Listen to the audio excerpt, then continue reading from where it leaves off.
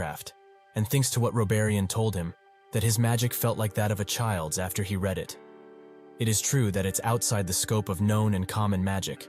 Eugene asks if she wouldn't happen to know where Senya retired to, but she confirms that she indeed doesn't, as her retirement was so discreet. Her students, mansion servants, and even she don't know a thing about her whereabouts. Even then, the king of Aroth and multiple magic tower masters and mages interrogated her extensively about Senya. But even when she told them she didn't know a thing, they refused to believe her. Those useless bastards started to get into witchcraft to try and go through her memories. But their skills must be quite lacking, as once every few decades, they come to check again, like something would change. Eugene thinks that looking through her memories isn't just to find Senya's location, as however much the mages venerated and respected Senya, with such a material in front of them, perfect for experimenting, any mage would dissect it, to find out what makes it tick. Eugene says that he heard the only public witchcraft in Acreon is the high one, so are the other two here as well. Mare explains that this one's definitely the original. However, Senya extracted the intermediated and low ones from that original, and donated it, with only the high part left over, to Acreon. Mare finds his curiosity about Senya quite interesting, and Eugene asks why he wouldn't be. Mare notes that while this is true, he's not even a traditional mage, as he's from the Lionheart family. So this is her first time seeing one of Vermouth's descendants, and he has her quite intrigued. From what she knows, Senya, after returning to Aroth, didn't meet with the Lionheart family a single time, not with Vermouth either. Eugene thinks that according to Lionheart's written records, Vermouth didn't meet with his old friends ever again, after returning from Helmud. Senya, Anise, and Moron met up again just once, because of Vermouth's death. Even if Vermouth wasn't really the sociable type, the fact that they didn't meet at all after leaving Helmud and establishing the Lionheart family is quite weird to say the least. He asks Mare if Senya ever spoke about her companions, and she explains that she called Moron a dumbass, and Anise a snake. Eugene sheepishly asks what she said about Hamel, and Mare starts numbering off a bunch of very hard swears, which Eugene finds as quite inelegant for such a refined lady. Mare notes that an elegant lady can still swear from time to time, but whenever Senya spoke of her companions, she looked like she was going to cry, especially when she talked about Hamel. That made her suffer the most.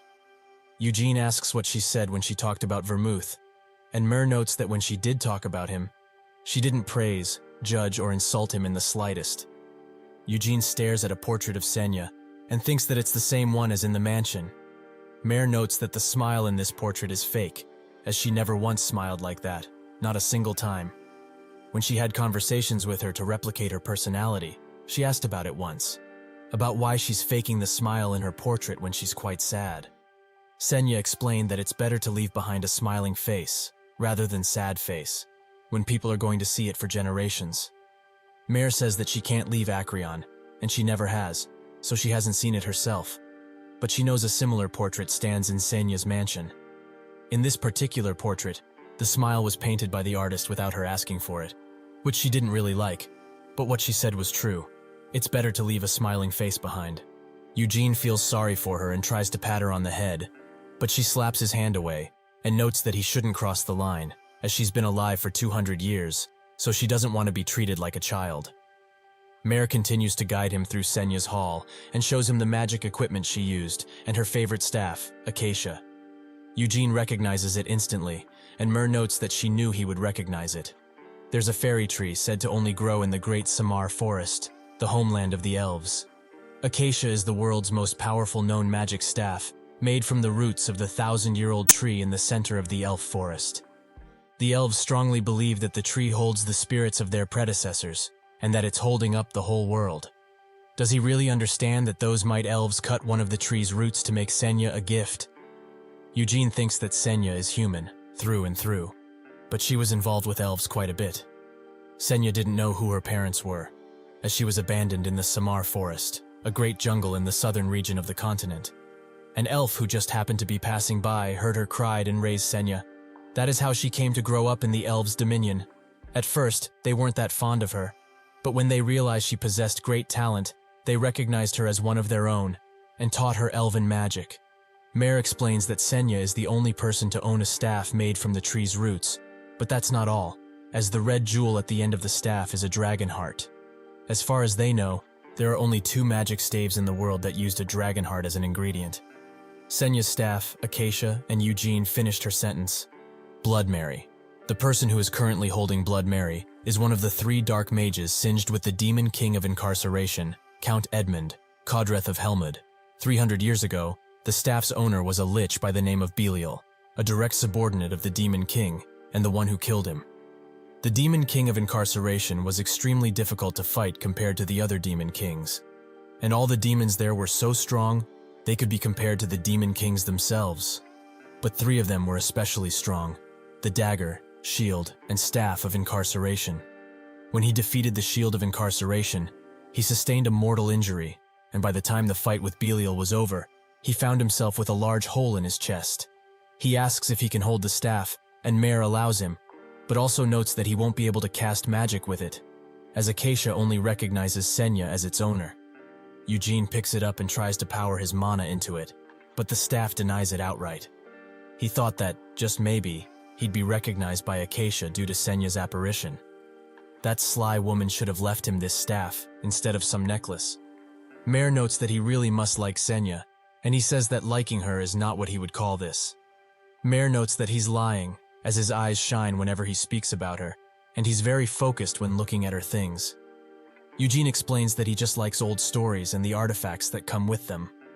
Mare says that if he liked that, he will certainly like this book.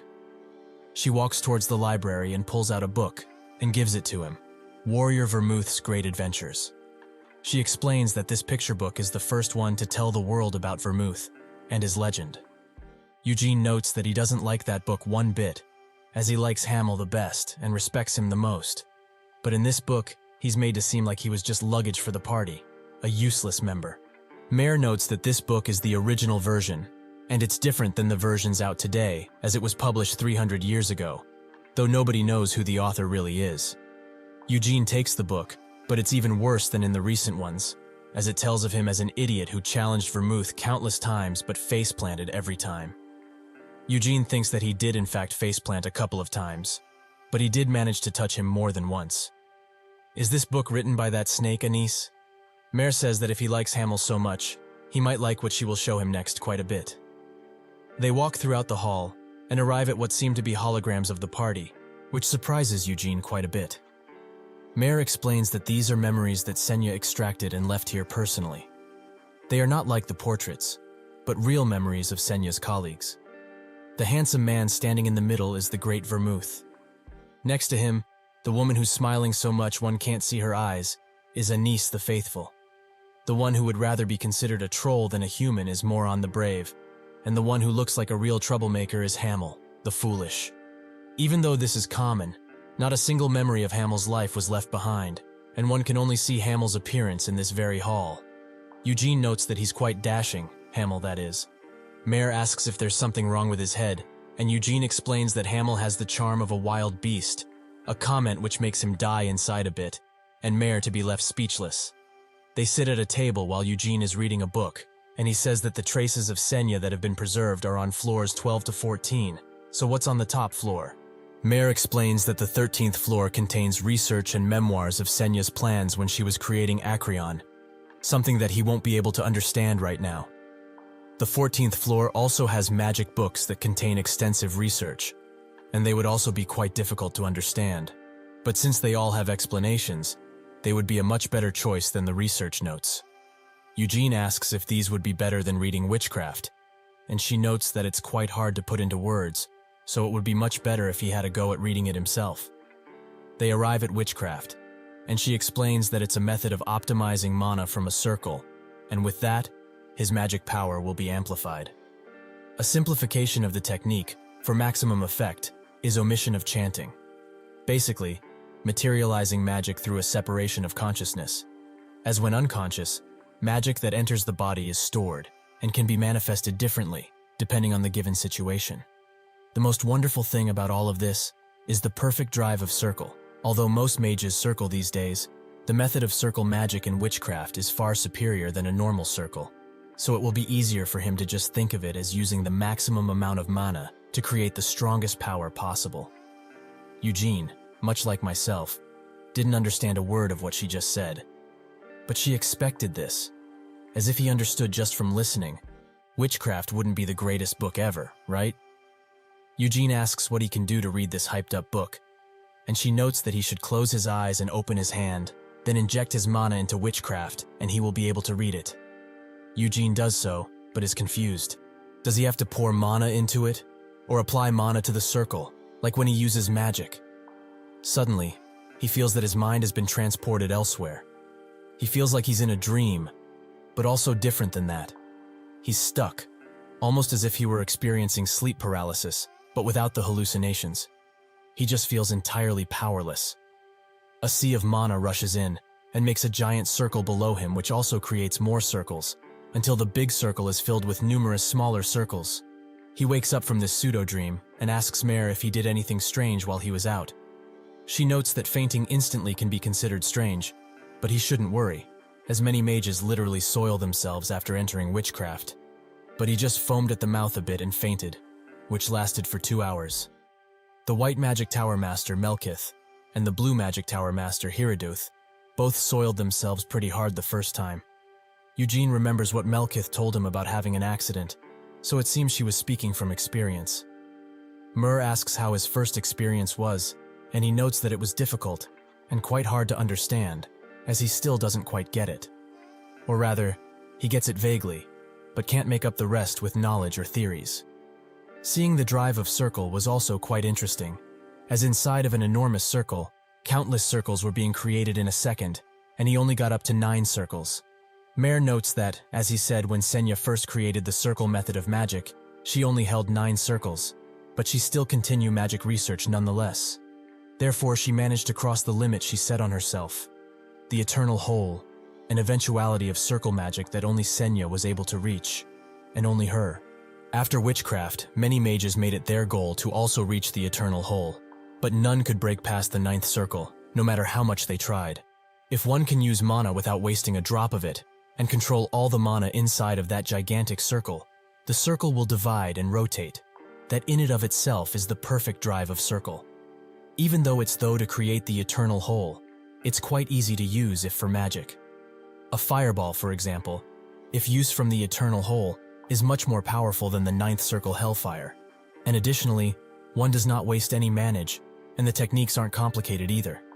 Does he get it now? How unrivaled Senya was after creating the eternal whole? Although now there's no way to really check, she could have certainly been able to kill the demon kings.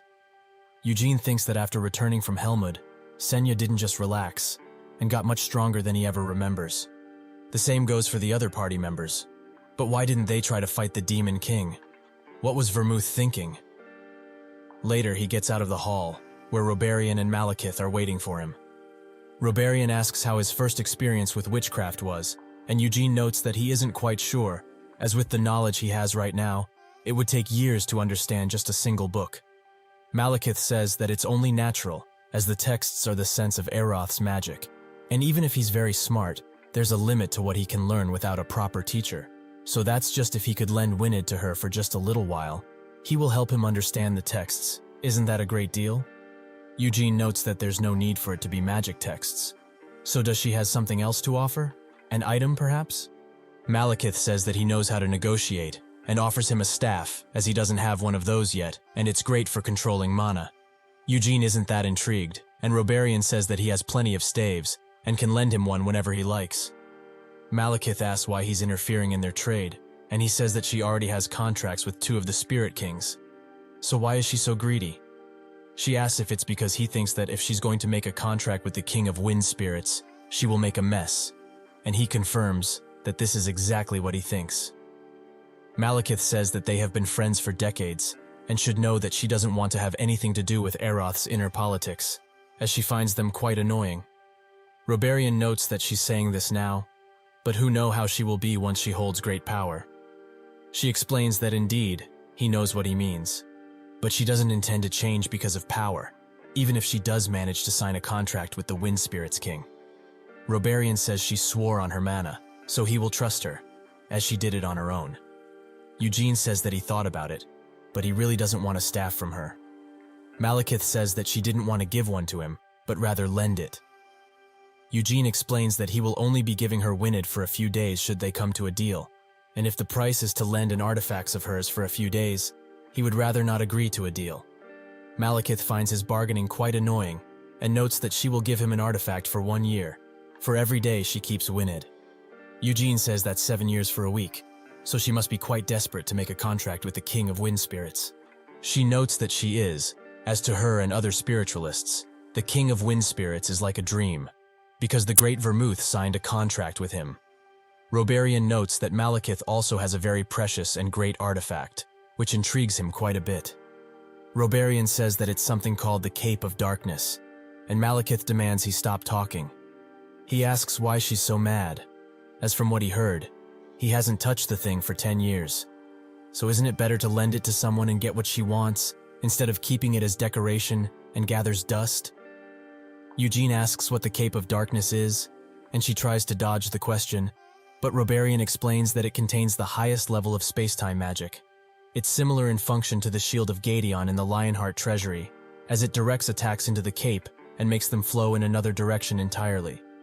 Malekith notes that it isn't that great, as one can't deflect an attack unless they perfectly calculate the spatial coordinates and guide the attack with their mana. Roberian says that in addition, the exterior of the cape is enchanted with advanced defense magic, so just simply wearing it would protect him from 5th circle attack magic. Furthermore, there is also a subspace in the cape where he can store his weapons and use them when needed. Malekith is extremely angry with him, and Eugene notes that he would like this Cape of Darkness instead of a staff, but not right now, as he will have to ask the Patriarch. Malekith says that she hasn't agreed to anything yet, and Eugene says that it's too bad, but he used his brain quite a bit and is quite hungry. Might Roberian like to get some grub together? Roberian accepts the offer and notes that there's a great place in the sky's wealthy R, with a stunning view. They talk like old friends, and Malekith agrees. Eugene wonders why she's still here, and she notes that if he really wants the Cape of Darkness, he can have it. Eugene notes that there's no need to hurry like this, as he needs to ask the Patriarch first and foremost. This causes her to reach a breaking point, and they are both rightly horrified of her reaction. Gillard wasn't opposed to him lending Winid, but said that a Lionheart supervisor would need to be present for Melkith to borrow Winid. They all wait for said supervisor, and Eugene asks if what she's wearing is the Cape of Darkness. She says that it's really cool, and Eugene notes that it would look cooler on him. She gets quite mad at this sentence, but Eugene urges her to calm down.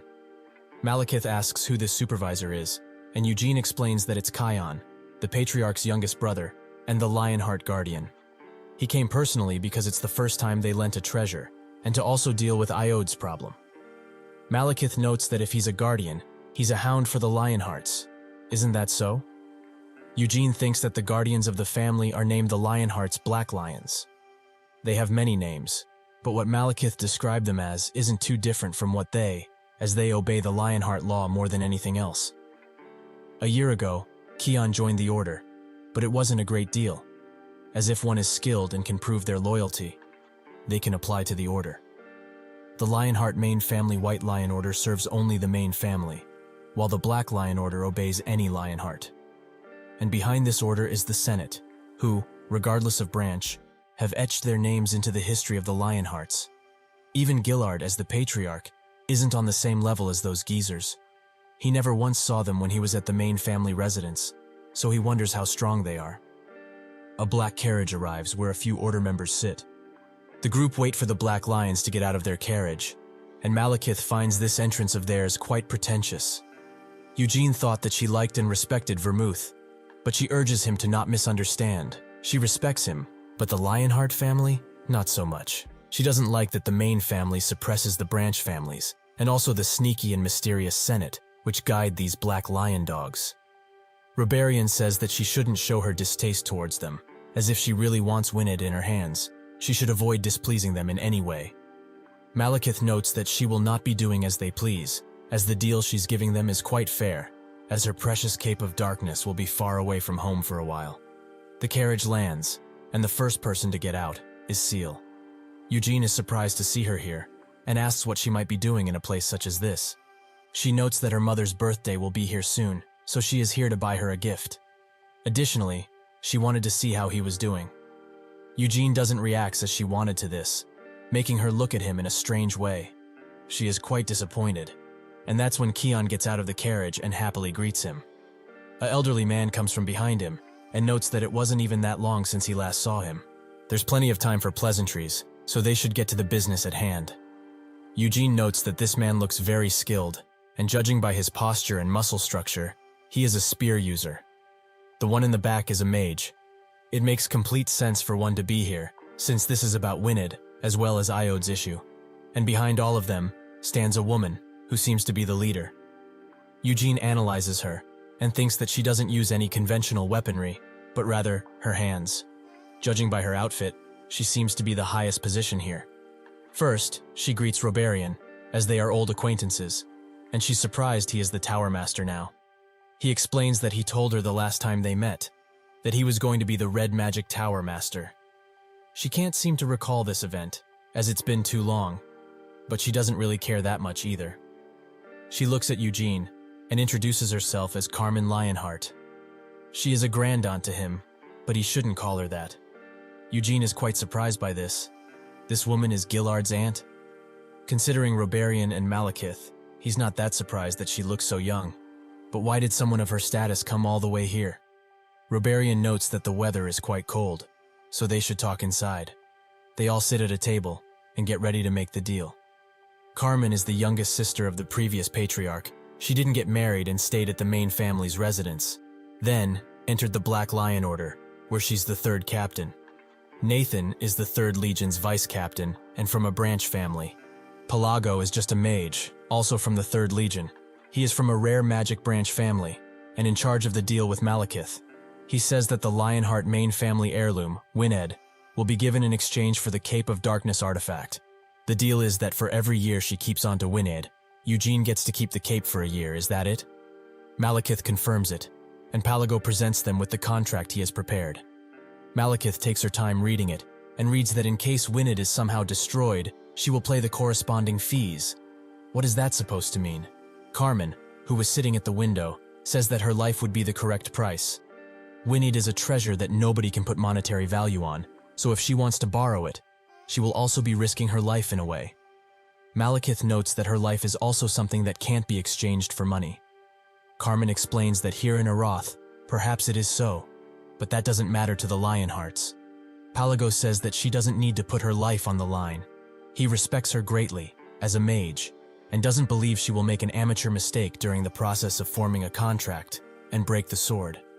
However, if the sword is somehow destroyed, they will discuss the problem then. Isn't that fair?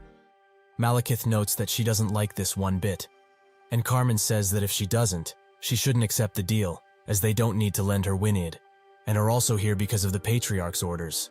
Malekith says that a certain someone might think they are here just for her, but their real reason is quite different.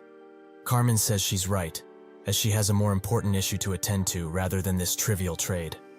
She promised Balzac to meet in an hour, to discuss Iod's issue, and question the dark mage who helped him. Robarian explains that the last time he talked with Gillard, he said she would be following Aroth's laws regarding this, but her tone says otherwise. Carmen explains that even if the Patriarch said that, the Senate thinks otherwise, as this whole incident has sullied the Lionheart name quite a bit, so the Dark Mage must pay for it, one way or another. Eugene finds her pocket watch, and the size of it, quite hilarious, and Malekith is more forward, asking why she has a gigantic pocket watch, and why she's keeping a cigar in her mouth if she's not smoking it. Carmen dodges the question completely, and notes that she already got permission from Aroth's king, and the parliament. So isn't it better for them to question him, rather than make things unnecessarily difficult? Eugene thinks that by permission, she means that they paid the parliament a large amount they couldn't just ignore, to allow the Lionhearts to question the Dark Mage and punish him accordingly. Carmen asks what she's going to do with Winid, and Malekith thinks. It will take about 3 hours, give or take, to form a contract with the King of Wind Spirits, so it will take, at most, 2 months to get the cape back. With that, she signs it. Both parties walk away with what they wanted, and Carmen says that the cape has a nice design, and especially likes the fur, as it reminds her of the Lionheart symbol. But the color is too dark, as it should have been a pure white, or something more gray. Eugene looks at her, and she stares back.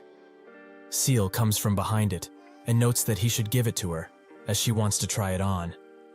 Eugene looks at her one last time and urges her to try it on, as it might look good on her. She immediately equips it and poses around like a model until she is satisfied. She explains that it could use a lion on the back, or something similar. Malekith joins the conversation, notes that she's only lending it to them, so they shouldn't modify it in any way, and ruin it. Carmen notes that it's time to go, and Keon calls for Seal, who notes that she will be waiting for Eugene. They walk the streets, and Eugene says that she should tell Kyan to get rid of the bunny ear dirty magazine from his bed, as Nina knows about it, and he's afraid that soon, the maid uniforms will include bunny ears. Seal says that she will let their mother know about this, and Eugene urges her to not do that, and instead hint at it somehow, like saying that bunny ears aren't that great. Seal asks what kind of ears he likes, and he in turn asks why she's changing the topic to suddenly. Seal explains that he said bunny ears aren't it, so he must like other types of ears, right? Eugene says that he likes normal ears, but enough with this bickering, as they need to go buy a present already. By the way, why did she make him come along? As he doesn't know what Anasilla likes. Seal says that she does, so he only needs to follow her. Eugene notes that he doesn't need to come with her if all he's doing is following her. She turns around and says that he's still a jackass. Is he really going to leave her alone in a place that she has never visited before? Eugene says that she isn't a stupid child to get lost, and she notes that he says all of this, but is coming along anyways, right? Eugene explains that he has to at this point, as he knows she's going to hold a grudge if he does things she doesn't like. Seal also asks about his birthday, as it was a few months ago. So what did he do? Eugene notes that he didn't know much of anything, and read books in the Red Magic Tower all day. Seal asks about presents, and he explains that he didn't get any. But Robarian and Hera did want to give him some, but he begged them not to. She asks who Hera is, a woman perhaps. Eugene asks what kind of man has Hera for a name, and notice that she didn't come here only for presents. What does she want to do with Carmen? Seal says that he's quick to catch on to things, and explains that she's trying to convince her to become her mentor, as Kyan is going to be the patriarch anyhow, and she doesn't really want to. Her mother also seems to want an arranged marriage for her, but she doesn't really want to do that, as she doesn't want to be cooped up in the main family residence and act like a lady all of the time. Eugene says that this means that she wants to join the Black Lion Order, but she notes that she can't, as she wants to be taught by Carmen herself. Eugene says that it's good, that she's trying to do something for herself, instead of leeching the family's money. But also, how is Kyan doing these days? She explains that he talks about him quite often, and always wonders how many stars he has. Eugene says that 3, same as when he left, and Kyan appears to be the same too, a 2-star. Eugene asks about Iode, as he only heard he went back home. Seal explains that Theonis is looking for a mage to teach him, a private tutor of sorts. She finds this quite funny, as his mother still wants to urge him into becoming a mage, but he's not going to become patriarch anyhow, so why not let him live as he wishes? But enough with the unpleasantries. They should go eat. Are there any good restaurants he knows about? Eugene explains that there are plenty, but it won't be as good as the food back home. She looks at him, and notes that the taste doesn't matter that much, but the atmosphere. Nathan finishes torturing the mage, and announces him as dead. Carmen notes that he didn't say a word despite all of the torture they gave him, so he really didn't know a thing. This is quite funny, however, that a low-ranking dark mage such as this guy got into direct contact with someone from the Lionheart direct line of lineage, and also managed to arrange a contract. Either he didn't know what fear is, or he was plain crazy. Balzac says that he must have been desperate, as he got into dark magic decades ago, but didn't accomplish a single thing, and didn't have anything to his name. If he were to die without accomplishing a single thing, his soul would have become the demon's possession, and he wouldn't be able to go back into the cycle of life and reincarnate. He wanted to try everything he could, even if it put him in a tough situation. He would be able to get out of it by using the power he earned by selling out Iode. Carmen heard that the Night Witch Queen, Noir Zabella, wasn't involved in all of this, but what does he think? Balzac notes that it feels like they are blaming him now, but he has cooperated in every way possible, and also showed plenty of respect and how sorry he was. Carmen explains that it doesn't make sense for a mere dark mage to be behind all of this, and he fits the bill much more perfectly. Balzac notes that he understands where she's coming from, but what would he earn if that were to be the case? And if it really were him behind all of this, he would have covered his own tracks much more efficiently and made sure nobody would even think that it would have been him. He has many enemies, that much everybody knows, but His Majesty, the great demon king of incarceration, blessed him with endless trust and love, which he is eternally grateful for. Also, in Helmut, there are many who despise him for being treated so nicely. In his honest opinion, someone who hates him probably did this to put him in a difficult situation, like he is now. Carmen notes that he doesn't have any proof for that to be the case, and Balzac says that there's also no proof that he had anything to do with this. He doesn't know how many times he has to say it wasn't him, but it's not just him that was put in a difficult situation because of this, isn't that right? Carmen says that he is free to talk about anything he wishes, but freedom comes with some responsibility. So, is he capable of taking that responsibility and facing the consequences of his words? Balzac explains that as a loyal servant of the great demon king of incarceration, he holds the Lionhearts very near and dear to him, as the great king himself does. That is why he apologized so sincerely and profusely, while also cooperating in any way he can. However, he is only human, and can't do anything about how upset he feels because of their baseless accusations. He, Balzac Ludbeth, Eroth's dark magic tower master and servant of the great demon king of incarceration, understands that they don't wish to show him an ounce of respect, but he will not tolerate endless insults. For his own sake and for His Majesty, the demon king of incarceration. Keon immediately puts his hand on his sword and gets ready to attack.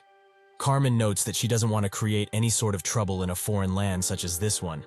Balzac says that, if she wishes, she can take care of things in such a way that nobody would notice.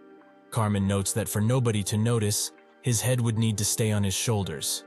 However, it is worth considering at least that someone from the Lionhearts wants to harm the prestige and honor of the main family. That is entirely just speculation though, as they couldn't figure out anything using torture and magic, which seems to neat.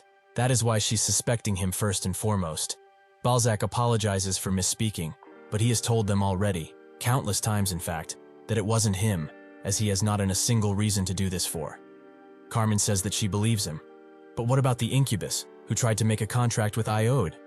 As it's not a pleasant sight at all. She has seen plenty of disgusting and downright cruel things in her life, with one of those things being in front of her right now. Balzac notes that if she insists, she will receive what she wishes. He summons a dark hand that pulls out the head of the incubus. Balzac explains that the demon king of incarceration took his soul, and if they really want, she can have this. Balzac drops it, and she kicks it so hard blood splatters on him. With that they go back, but not without warning Balzac first. If he ever contacts Eugene Lionheart, there will be hell to pay. Balzac notes that the only person who is allowed to control his actions and desires is the demon king of incarceration. So even if she's a Lionheart, she has absolutely no right to tell him what to do. While they walk away, Carmen asks Keon what he thinks really happened, as she suspects Amelia Merwin, as she's somebody who despises the dark magic tower master position and all it entails. The demon king of incarceration lets the dark mages contracted to him to do whatever they wish to, so he doesn't need to intervene when his underlings quarrel like this either. Keon says that if Amelia did all of this, wouldn't Nahama be behind it as well? Carmen explains that Nahama is also quite suspicious, and a war will probably break out in a few years. The most likely first target of this war would be Turath, as Nahama has always had issues with it. Kiel will have to prepare for war once all of this happens, and the Lionhearts will also be called forwards for the preparation. Keon notes that Amelia probably did all of this with that in mind, and Carmen says that it could also just be an isolated incident with no real conspiracy behind it. She also asks what would have happened if she didn't overlook Balzac's clear provocation earlier, and Keon says that if they fought him right there and then, everyone, excluding her, would have died. Carmen notes that he's quite humble, and he explains that he's not really fit to fight mages. She notes that she's the one who's not confident. That is why they haven't fought him. Iode will remain under watch, as a Black Lion has already been dispatched to Theoni's residence. They won't kill him considering that he's a part of the main family. But next time, he might no be so lucky. Iode will live the rest of his days under close watch, and naturally, his right to be the patriarch has been nullified and forgotten. Also, Theonis is looking for someone adept in magic to teach him, but they are just going to let that happen, as if someone is behind all of this, they may try go get in touch with him soon enough. Kion thinks of Iode and how much he loved magic when he was young, how it fascinated his still untrained mind. What happened for him to get into dark magic like this? The next day, they get ready to leave, but not before Seal and Kion say goodbye to Eugene. Carmen turns to him and asks what he thinks about joining the Black Lion Order, as the 2nd Division captain's subordinate position is empty now, so if he wants, he can recommend him right this instant. Eugene refuses instantly, and she notes that it's a real shame. With that, they drive away, and Eugene asks Robarian why the Malekith didn't come to send them off, as she's the White Magic Tower Master. Robarian explains that she would have been the first here to brag if the contract was successful, but it seems that she's running into some issues with it right now. At her residence, she pours all of her mana into the sword while butt-booty naked, which she seems quite displeased with, to say the least. She damns Tempest for not responding, as she already sent a message to the spirit world, and is also not heating up her body for maximum sensitivity, while also being naked. She tries to summon him once again, and that's lighting comes out of the sky. King of the Lighting Spirits, Levin, arrives with a message from the Wind King. He told her to shut up already, as he doesn't want to form a contract with her. She starts spewing thins about being the greatest in the world, and starts swinging the sword around, which Levin finds quite shameful. He sighs, and electrocutes her enough to stop her from going mad. He explains that she cannot give what Tempest wants, as the hurricane wishes you to move northward, the northern region of the demon realm that nobody was able to conquer, a wish he has not been able to forget for centuries. The next day, she looks like an old granny as she comes next to Eugene, who is quite confused that she aged so fast. He asks how the contract went, and she urges him to not do that, as he knows clear as day what happened. She starts screaming about Tempest, damning him for everything. Myrrh, who was there, has had enough, and tells her that this is a place for silence. But Malekith is going straight crazy at this point. Eugene asks if Tempest really blew her off like that, and she asks why she would like about such an important thing to her. Eugene explains that if they wait until today, it will be 10 years of lending, so he will be nice, and call it 9 years if he gives back Wyniad now. She reluctantly does so, and urges him to take great care of her cape. Eugene goes back to his reading, where he finds out the chief of the giants, Kamish, was extremely huge. He was hundreds of years old, and the strongest chief in all giant history. Thousands of humans against hundreds of giants, which weren't that few, as none of the soldiers wanted to fight something that could kill them with their step. But the soldiers didn't matter, as Vermouth was there. The knight who thought they were powerful came and spouted some nonsense in introducing themselves, which nobody really cared about. They wanted to fight together with him, but all of them combined wouldn't make a dent in Kamash's toe. Vermouth had only one person who could fight alongside him, and whom he depended on: Hamel. They were ready to fight the deadly giants, and Vermouth was successful in defeating Kamash, who was as powerful as a demon king. Even with their leader dead, the giants did not turn back, and still wanted to end humanity. However, Senya showed them true power. Eugene asks if Senya wrote this book, as it has too much praise regarding her, is all. Mare notes that this is an insult to her, as who would write a story about themselves and praise their own name like this?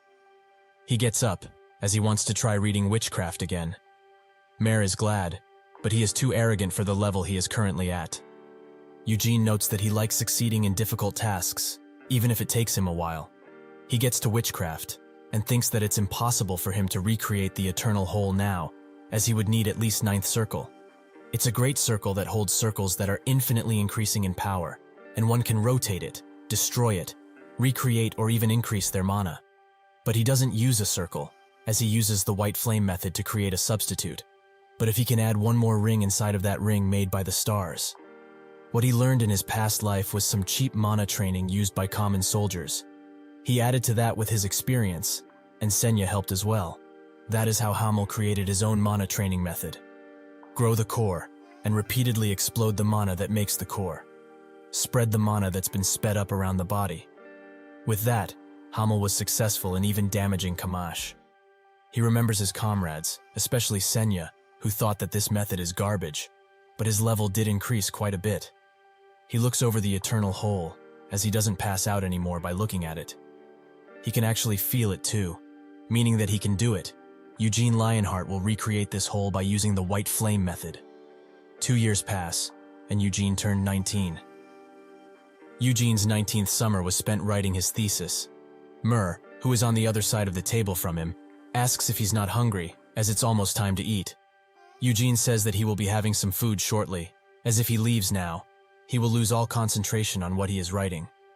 Mare asks why he is such in a hurry while writing in the first place, and Eugene explains that it's much better to write slowly, so there are no mistakes made. It just feels more right. He is also not rushing himself, and making sure he doesn't make any mistakes, while also revising constantly. But he hasn't made many mistakes. He is just paying close attention to what he is writing, that is all. Mare notes that mages complete a thesis about magic over entire decades of their lives.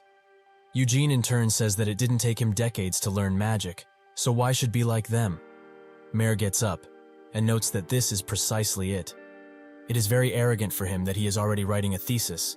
He should just quit that, and concentrate on just learning for at least a few more years, then write his thesis. Eugene notes that she is being quite shy, and she urges him to not cross that line, as she has already told him countless times to not refer to her that way. She has lived for at least 200 more years than him, so she demands at least some respect. Eugene calls her a shy little grandma mare, which makes her wonder if she should just kill him and be done with it. Later, Eugene asks if she doesn't want him to leave, and she is a little shy to say. Eugene explains that he has come and gone here for 2 years, yet he is the only one who still comes here on the regular. Mare notes that is pretty obvious, even to the untrained eye, as other mages already saw witchcraft a long time ago. The mages who witnessed it were amazed and shocked to their fiber, and desperately tried to analyze and understand it fully. However, in the end, they all failed to do so, and gave up, instead trying to complete their very own magic. But he has come to Acreon every day for 2 years straight, and tried to understand witchcraft to the best of his abilities. Is he really going to leave Eroth once his thesis is completed? Eugene asks what else he could do here if he didn't, and Mare explains that he can do a myriad of things. She doesn't know exactly when the Red Magic Tower Master will retire, but she's quite certain he would gladly take him on as his successor. Eugene says that he doesn't want to be a Magic Tower Master, as the job seems to be quite dull.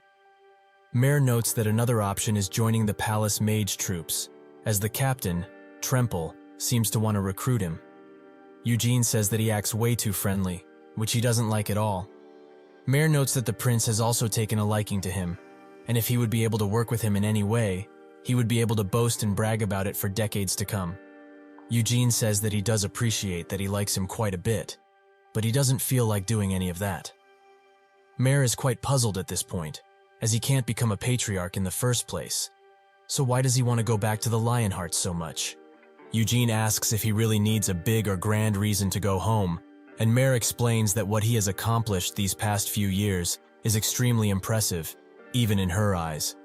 In just the half year that he has started to write his thesis, he has managed to simplify complicated and elaborate magic theories, while also improving his own magic during the whole process.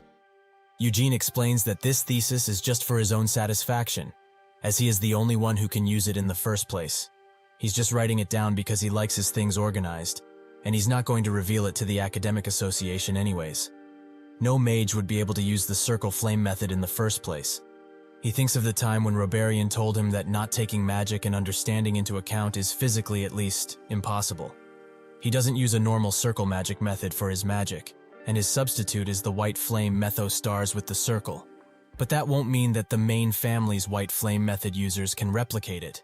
He also tried it according to his thesis, but he was stuck from the very beginning, as he has never made a core or learned the white flame method.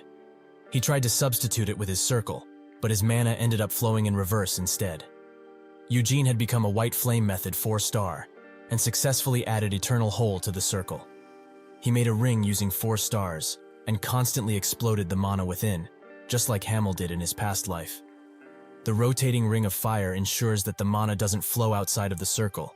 That is the circle flame method he made. Eugene planned to attempt all of this once he became a 5-star. But having looked upon witchcraft, he changed his mind instantly. He spent a very considerable amount of time on the 6th floor, the Hall of Space, and on the 8th floor, the Hall of Intense Heat. The Hall of Intense Heat had magic from the world's most powerful and renowned flame mages, and he needed to learn space magic in order to properly utilize the Cape of Darkness to the best of its abilities. Robarian took Eugene as his direct pupil and helped revise his thesis. He also helped Eugene fix some basic circle magic spells to work with his circle flame method. All of this time, he has spent half of his time in Acreon, and the other half learning magic from Robarian. If there is an adjective that would fit these 2 years he spent in Aeroth, it would be rigorous. Eugene asks Mare if she's mad at him for saying that he will leave, even though she clearly doesn't want him to. Mare explains that she is not mad at all, as she has no right to stop him from leaving in the first place, so he can go if he wants to go. She's never had the desire to go somewhere, but even if she would really want to, she couldn't in the first place. So he should leave, and leave her all alone, here, in this boring, quiet, and very lonely place. She is not sad in the slightest about saying goodbye after they spend all of these years together. She is not a living human, and she knows all too well that humans do whatever they want to. Eugene wonders if it's so while putting his thesis away, and she notes that it is, as she has lived a much longer time than him and is used to goodbyes. However, he should at least tell her before he leaves, instead of leaving her all alone without saying a thing, like Senya did. Eugene responds with a simple "all right," which causes her to be angry, as she has poured her heart out to him. But he is still too calm. He's just a sack of crap. Eugene asks how he is so, and she explains that it's because it's what she thinks, and the how is not important. He is just a sack of crap, and that's that. Actually, she really hates him, as he's just a kid, but hold no respect for his elders. Is it really that hard to listen to an adult every now and then? She stops for a second and says that if he were to stay in Aroth because of her, she would feel quite baffled, as her personality is based on a younger Senya, so her emotions and behavior can be childish sometimes. So sometimes, she says childish things, and she's quite stubborn. She's very aware of this fact. She also is feeling quite stupid for telling him this, as she knows Senya wouldn't act like this, and it feels like she's insulting her with this outrageous behavior. Eugene smiles, and says that the real Senya would have acted just like her, or at least he thinks so. Mare notes that there is no chance she would actually act like this, and he wouldn't know, since he never met her. Eugene says that he's certain she would act like this, and Mare wants to know how, just because of what he read in the picture book, that is written by someone else with a big imagination, and the Senya she knew would never do something like this. Eugene explains that his thesis will be completed soon, and if he's not too greedy about it, it will most likely be finished before summer ends. Mare asks why he told her this, and he says that he will visit her before he leaves, and will tell her something important then. Mare asks if she's going to make fun of her, as she wouldn't suggest that. She will really kill him. Eugene smiles, and notes that she will know once the time for that comes. While leaving, he meets with Tremple, and his face immediately drops into an annoyed expression. He asks what he wants now, while thinking that since he's the Palace Mage Captain, it's obvious what he's going to talk about. Tremple notes that the position that they talked about previously that is empty in the Palace Mage Troop is still empty, so if he changes his mind in the meantime, he knows who to talk to. Eugene thanks him for the offer, but doesn't really want to. Tremple also notes that, if he would like, he could help by checking his dissertation. He is very aware that his mentor is Robarian, and already proofreading it. But doesn't he specialize in summoning magic anyways? He is also good with summoning magic, but also great with the combat variant. He is not a Palace Mage Troop Captain for not reason after all. Eugene says that even if it's so, he still doesn't know what he's writing about in the first place. Tremple thinks that it's because he only shows it to Robarian and keeps it extremely well hidden, while saying that he could get to know, since he's accustomed to teaching others as much as the magic tower magic themselves. Eugene thanks him for the proposition, but if he were to accept right now, it would be seen as offensive to Robarian. Tremple notes that it can indeed be seen in that light, so how about they keep it a secret? Eugene turns his back and excuses himself, leaving Tremple to sigh. While leaving, Eugene thinks that if this guy ever found out about the Eternal Hole, he would have crawled into his bed at night. The circle flame method isn't all too different to the white flame method, up until the magic is cast, that is. Even a great mage like Tremple wouldn't really be able to notice the difference just by having a look at it. Being able to hide one's abilities from high-ranking mages comes with its merits, it seems. While training, Robarian explains that, disregarding what magic spells he can cast, if they just consider the sheer force he is putting into them, he is past the 5th circle already. Eugene notes that fourth circle is his current limit, as more advanced magic than that wouldn't be able to hold itself in the eternal whole. Is his understanding perhaps not good enough? Robarian thinks that it's probably not that, and it's most likely that the whole reached its content limit. He hasn't recreated the eternal whole with the circle flame method perfectly just yet. He is substituting his circle with his core, 4 white flame method stars, and 4 cores, to be exact. It's more accurate to see it as the number of cores being the same as the number of circles. With each advancement that his white flame method goes through, his circle flame method also gets stronger, but he should exercise caution, as the circle flame method right now doesn't have any disadvantages. The risk might be gathering itself each time he levels up, since this is a magic method that nobody has heard of ever before. Additionally, he has already told him this piece of information many times, but he shouldn't use advanced circle magic ever. Unlike the regular circle magic method, the circle flame method will allow him to use high-level circle magic, and he will be able to use magic up to 5th circle quite easily. But he should never attempt to use 6th circle magic, as they don't know what dangers using magic one can't organically use might be. Eugene says that he understands, and Robarian notes that he probably won't return to the Lionhearts immediately after finishing his thesis, right? Is there somewhere he plans to go specifically? Eugene notes that he will go to the Luhar Kingdom, since he wanted to eat their infamous ice crab since he was a little kid. The real reason he is going there is because it's the nation that dumb bastard moron established somehow.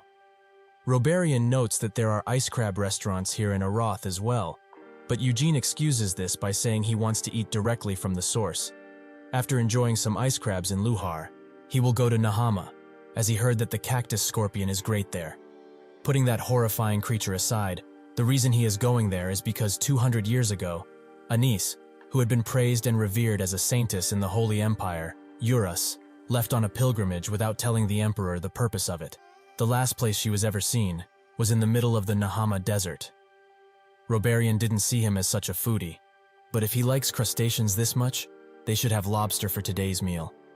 They go to a lobster restaurant, where Eugene thinks that he didn't expect to meet Honaim, Aroth's prince, here. He apologizes for intruding on a meal between teacher and pupil, but he will get to the main topic now.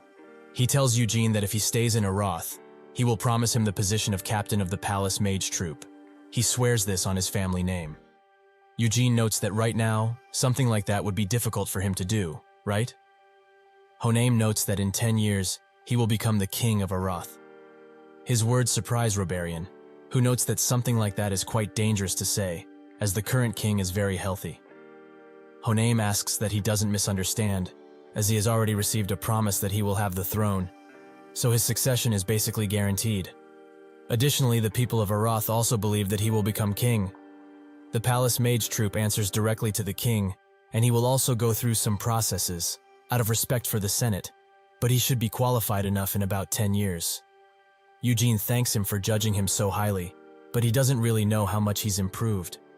Honaim explains that it's because he and Robarian keep that fact very well hidden. But why? There must be a really good reason they won't tell anyone, he assumes. He takes a look at him, and sees that his body is chock full of mana, and just by that, he must at least be a 5th circle. He brings up the topic of witchcraft, and asks Eugene if he understood the eternal whole at all. Eugene asks if he really has to answer that, and Honaim notes that asking that is plenty enough for an answer. Eugene explains that he shouldn't lie to the prince, though he also didn't plan on being that honest either. It's not that he hates Aroth, or the position of Palace Mage Troop Captain, but he just doesn't want it. Honaim notes that with his abilities and potential, earning a position of power is very easy for him, so power alone couldn't tie him to this place. What about education, however? As he knows, Senya created 3 series of witchcraft. One is in Acreon, the very same he studied, and the other 2 are being kept in the royal palace's treasury. This shocks both Eugene and Robarian, and Eugene thinks that Mare said Senya had the other 2 with her. Robarian asks, since when did the royals get the other 2? And Honaim explains that unfortunately, they are only copies Senya gifted to them as a token of affection, as even the royals haven't a clue as to where Senya and the other 2 copies have gone. Eugene asks if he's really going to show him the other 2 copies, and Honaim explains that right now, it's just not possible, and it is true that he has won great favor with the king, but witchcraft is the greatest magical text in all of history, and even he can't do whatever he wishes to with it. But when he becomes king, he can use his powers to show him witchcraft. But he can't help Robarian in that regard. So what does he say, as this clearly isn't a bad offer? Eugene thinks that this is quite the thoughtless offer, as he has already experienced substantial change because of the first witchcraft. So how much stronger will he become if he gets a hold of the other two? That is not all, as maybe, just maybe, the other witchcrafts could have information about Senya's location, as he would know better than anyone where to look. He notes that it's impossible right now, so he will drop by Eroth, once he has ascended the throne, that is, and they can continue this discussion at the time. Honame notes that he is smart to leave his path open, and will send him a letter once his ascension has been solidified. Later, Mare checks his thesis, and thinks that the core and eternal whole have been combined perfectly, and there is still the incompleteness that existed from the start, but she can't think of anything that would improve this. Even though it's not as good as Senya's eternal whole technique, his circle flame method is still amazing. She notes that it's quite well made, but from her point of view, this is incomplete, but he is acting like it is. Doesn't he feel selfish? He's the only one who uses it after all, and by his standards this level of completion is great. However, now that he has completed his objective, he will leave. The question is, when? Eugene notes that he will leave the day after tomorrow, as he needs a day to rest. He is still human, after all. Also, Robarian said that he would be holding a farewell party for him. Mare says that it must be great, as he will eat tons of delicious food, and everyone will be congratulating him. Eugene smiles, and notes that it's about time they talked about the thing he wanted to tell her. He has something to check before that, but can he tell someone else what he wants and tell her and have them pass it on to her? Mare finds his attitude disgusting, as he is clearly suspecting her of showing other people his thesis, which she would never do. Eugene asks if she did tell anyone, but she swears that she didn't, and that every magic tower master harassed her endlessly to try and know about it. It would be impossible even if witchcraft was dissected, and someone tried to listen to it by using sheer force. All of the information and conversation of the mages that were obtained by researching witchcraft are kept in the deepest corner of its storage medium. All of this isn't because he is special. It's just a function with the purpose of respecting the security and family of mages who enter Acreon. Unless somebody completely annihilates witchcraft, there is no way any of his information will be leaked. Eugene notes that if it's this secure, then what is about to say also won't get leaked out. He reincarnated and still has memories of his past life.